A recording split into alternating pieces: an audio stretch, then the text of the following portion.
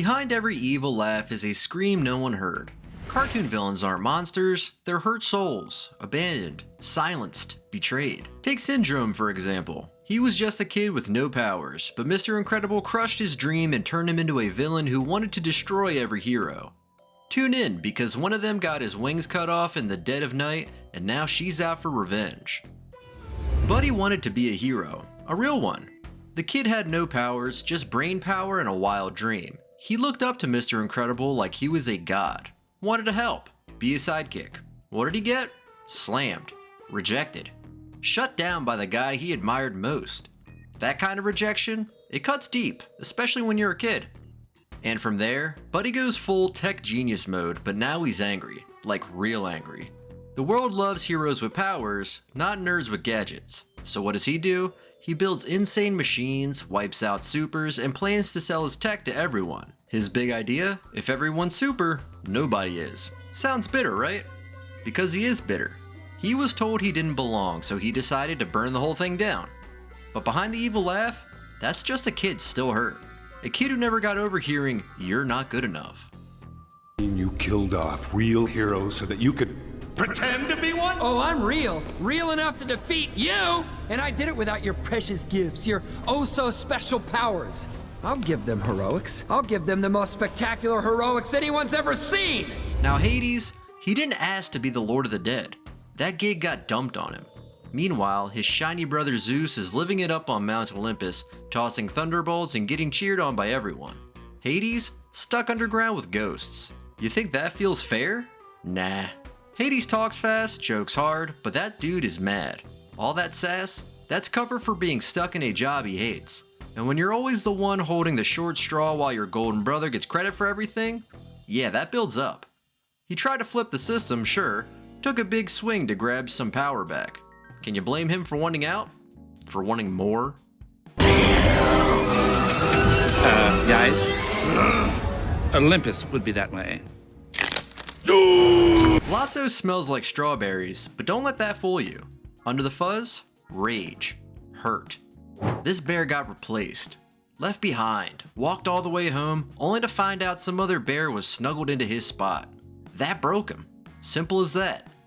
He wasn't always a tyrant, but when you think love is forever, and then you see it wasn't, you stop trusting anything.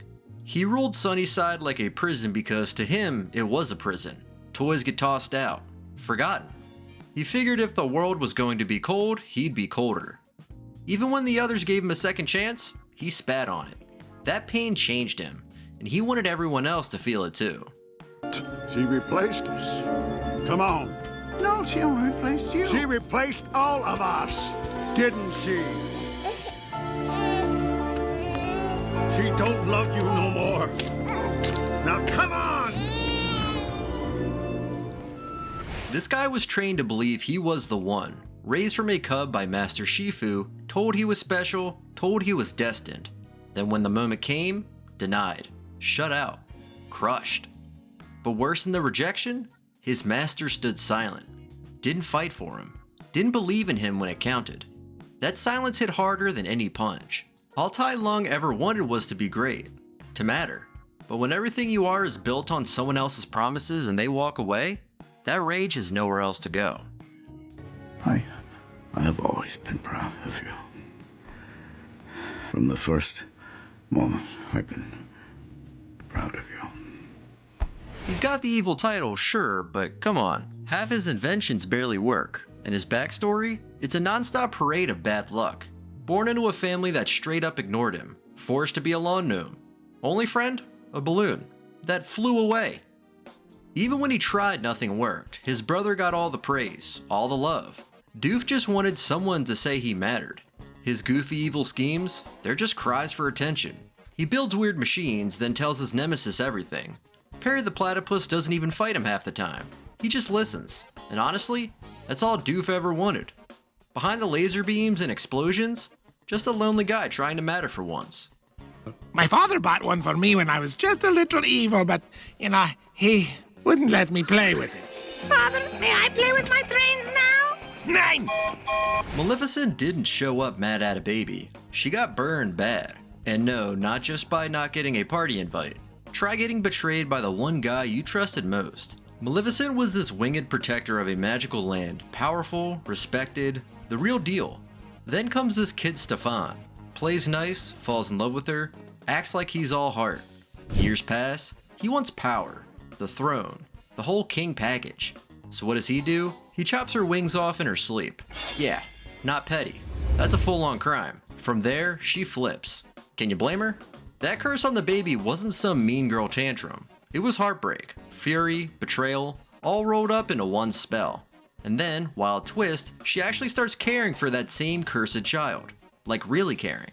She watches her grow, protects her from a distance, and when push comes to shove, it's Maleficent who breaks the curse. That doesn't sound like a monster. That sounds like someone wrecked by love, then rebuilt by it. Come, my pet. Let us leave our noble prince with these happy thoughts. Everybody sees the guy as just some evil uncle who eliminated the king and messed everything up. But let's back it up. He was born second. Not as strong, not as loud, always in Mufasa's shadow. His name was Taka. Some say it meant trash or desire. Either way, not exactly a compliment. Imagine growing up feeling like the spare tire in the back of the royal car. Pushed aside, laughed at, nicknamed Scar by his own brother. He didn't start the fire, he just made sure it burned big enough for it to be seen.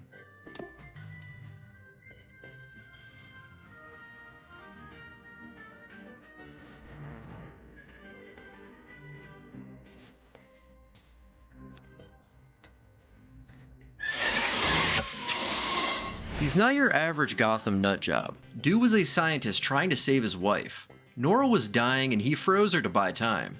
Corporate jerk tries to shut it down, there's an accident, and suddenly the guy can only survive in below 0 temps. Now he's stuck in this frozen armor, literally and emotionally.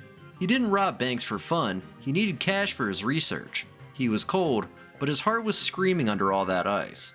Every crime? A step towards saving her. That's not greed, that's desperation in a snowsuit. At first, he's just a weird dude stealing princesses. But the truth? He used to be Simon, a smart, kind man who found a magic crown. Except the crown wasn't a gift, it wrecked his mind, made him forget who he was, made everyone he loved walk away. The man basically melted into a new person. And the worst part? He knew it was happening. He raised a kid during the apocalypse, then left her to protect her from himself.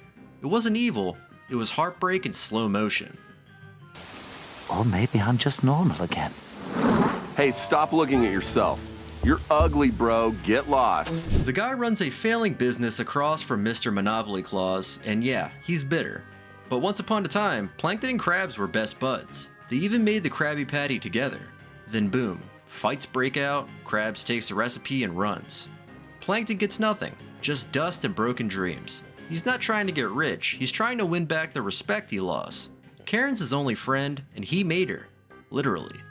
That's loneliness in machine form. The guy's desperate, not dangerous. Are these villains truly evil, or just broken heroes in disguise? Like this video, drop your thoughts in the comments, and subscribe.